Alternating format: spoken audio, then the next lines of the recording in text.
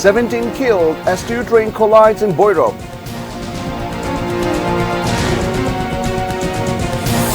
Cyclonic storm Hamon likely to strike on Wednesday. Brutality of Israel at its peak, 400 killed in Gaza.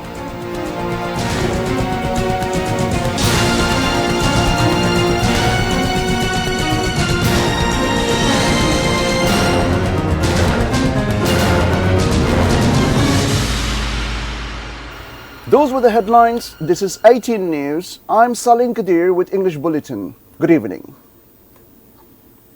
At least 17 people got killed and several others injured after several bogies of the Shidur Express overturned in a crash involving a cargo train in Boirab of Kishoreganj.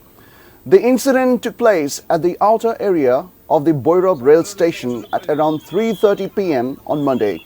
Police and witnesses said a container train from Dhaka was entering to Boirab station. At the time, the Shindur Express had left for Dhaka. The Shindur Express Godholi train collided with the cargo train at Jagannathpur rail crossing area. 3 freights were damaged at the time. Fire service has recovered 17 bodies so far. Many other people are feared to be trapped under the train, so the number of casualties is likely to rise. Signal failure could be the cause of the accident. Train services on Dhaka-Chattogram route remained suspended following the accident. Prime Minister Sheikh Hasina has directed the people concerned to ensure open competition in government purchasing. The Prime Minister gave the directives at a regular meeting of the Prime Minister's office on Monday.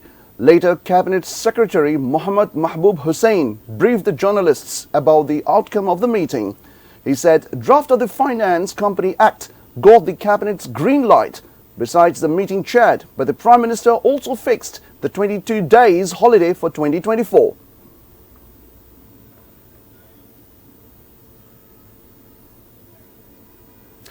Prime Minister Sheikh Hasina has urged the Swiss entrepreneurs to come with the investment in Bangladesh. The Prime Minister made the call when the Switzerland ambassador in Dhaka, Rito Sigfrid Ringitli, paid a courtesy call on the Prime Minister at her office on Monday morning. Following the meeting, Prime Minister's Press Secretary Ehsanul Karim briefed the newsmen. The government looks forward to transforming Bangladesh-Switzerland bilateral relations into a broad-based partnership, Ehsanul Karim quoted the Premier saying. In reply, the envoy said the Swiss companies are also interested to invest in Bangladesh, mentioning that the volume of trade between Bangladesh and Switzerland should be increased. He said he will continue to work for further strengthening the bilateral relations and cooperation. He appreciated the economic development of Bangladesh under the leadership of Prime Minister Sheikh Hasina in the last 1 decade. Cyclonic storm Hamon heading towards Bangladesh coast. It is likely to cross the coast on Wednesday evening, said Met Office sources. Climatologist Dr. Muhammad Abul Kalam Mullik said the deep low pressure created in the Bay of Bengal moving towards northeast. It is likely the deep low pressure might turn into a cyclonic storm on Wednesday evening. Chattogram, Cox's Bazar, Mongla and Paira seaports have been asked to show cautionary signal number 3. Meanwhile, many parts of the country, especially coastal areas and the capital Dhaka, are experiencing light to moderate rain as an impact of the deep low pressure. Although it was expected the dengue situation will improve, there had been hardly any respite even in October. The average number of hospital admission has slightly lessened. However, it is not enough to have a sigh of relief. The death rate is 0.5% in October. Most of the reported deaths are from shock syndrome rather than that of hemorrhage. The number of dengue patients in the current month has crossed 51,000 till now. Experts said the situation was supposed to be in control in October. However, due to inclement weather, that has not happened. They expect the supremacy of Aedes mosquitoes will decline in winter with the increase of Culex mosquitoes.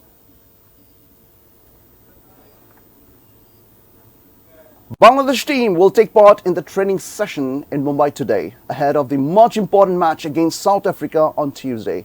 The Tigers left home for India with a high hope of making it to the semis of the World Cup. However, they're now not even closer to that dream. Starting the World Cup campaign with a positive note by registering a victory against Afghanistan, they suffered 3 consecutive defeats.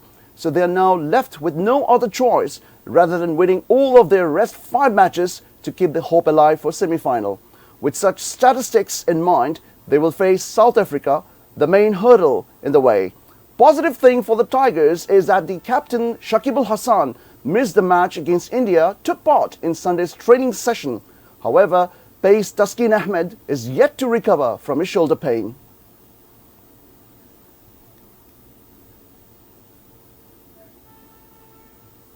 We now follow up with a short break, and we will be back soon with Mahanavami of Durga Puja today.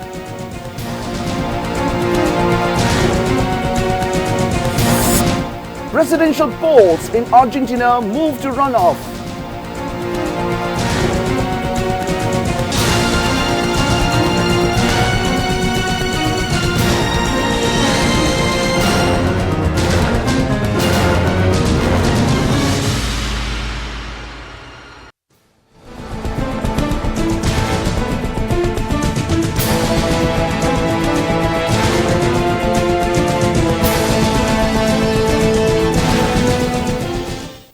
You're watching ATN News. This is Salim Kadir with English Bulletin. Devotees from the Hindu community are celebrating Mahanavami of Durga festival today through different types of rituals. The day began with the chanting of mantras by the priest from the Holy Scripture. Devotees are thronging to different puja venues across the country amid festivity. The devotees will submit their offerings to Goddess Durga at the end of rituals of Mahanavami. The 5-day-long festival will come to an end through immersion of idols on Vijaya Dashami on Tuesday. Vijaya Dashami marks the defeat of Mahishasur, the buffalo demon, in the hand of Goddess Durga.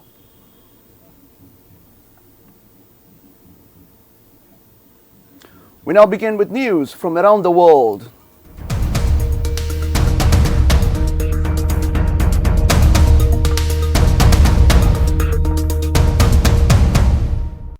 United States Secretary of State Antony Blinken said on Sunday that Washington is prepared to retaliate if U.S. troops are targeted in the course of the Israel-Hamas war, as a possibility of the conflict spreading across the Middle East rises.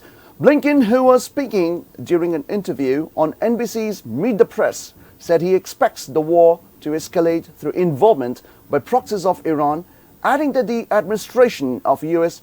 President Joe Biden is prepared to respond if American personnel become the target of any such hostilities. We are taking steps to make sure that we can effectively defend our people and respond decisively if we need to, Blinken said. The U.S. diplomat also said Israel does not want to rule the Gaza Strip after the war with Hamas draws to a close. He, however, said after the war there could be no return to the status quo. The battle to decide who will run crisis-racked Argentina is heading to a runoff vote next month between left-wing candidate Sergio Massa and far-right libertarian Javier Milei, according to a data released by Argentina's National Electoral Chamber after the first round of voting on Sunday. After polls closed, Massa received the highest number of votes, 8,877,325, accounting for 36.33% of the total, data revealed. Milei received 7,373,876 votes, roughly 30.18%. Each is vying for the nation's trust at a moment of widespread disillusionment with the country's elite and its management of the country. The results have highlighted a strong showing for the government coalition supporting Massa, who is currently economic minister, as Argentina finds itself in the most serious financial crisis of the last 20 years. Turnout was over 75%, with more than 25 million Argentinians casting the ballots, and over 90% of votes had been counted, the election body said. Before ending the bulletin, the top stories once again.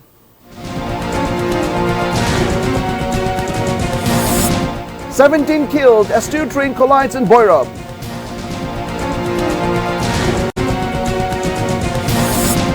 Cyclonic storm Hamon likely to strike on Wednesday.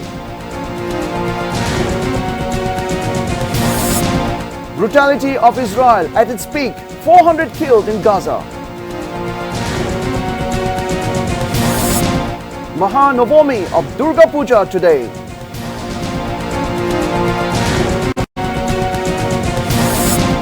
Presidential polls in Argentina move to runoff.